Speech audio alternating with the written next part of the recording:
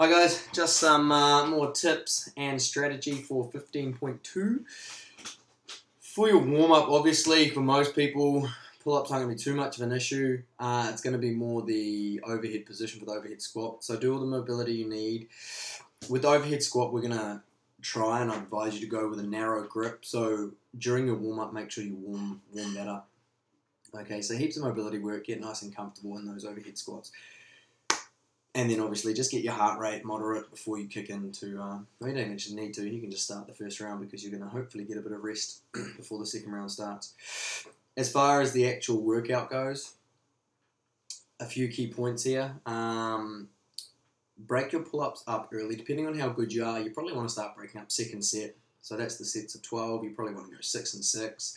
And then the next set will be the 14 reps, so 5, 5, 4, something like that. So break it up early, short sets, short rests. As we all know, for muscle endurance, kind of lactate build-up, that's the best way to manage it. Yeah, small sets and small rests.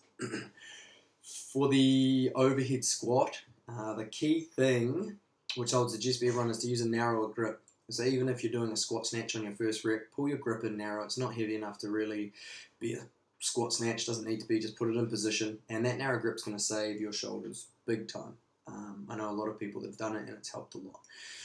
The other thing is for the overhead squat, ideally unbroken each round, and it's just hell quad burn. As long as you can get that push through that pain, you can keep going. If you do want to break, there's two options. You can either dump it and then obviously squat snatch back into it, or dump it onto your back, alright, and that saves you picking it up off the ground again. So just put it on your back, a few breaths, pop it back up again and continue with your overhead squats, okay?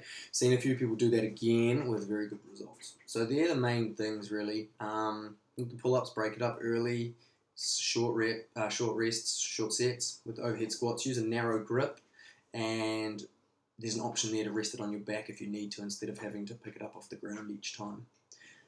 That's pretty much it in a nutshell. Apart from that, it is just a test of your capacity, and once you get to that sort of time pressure, then it's just mental fortitude and to see how much quad pain you can endure.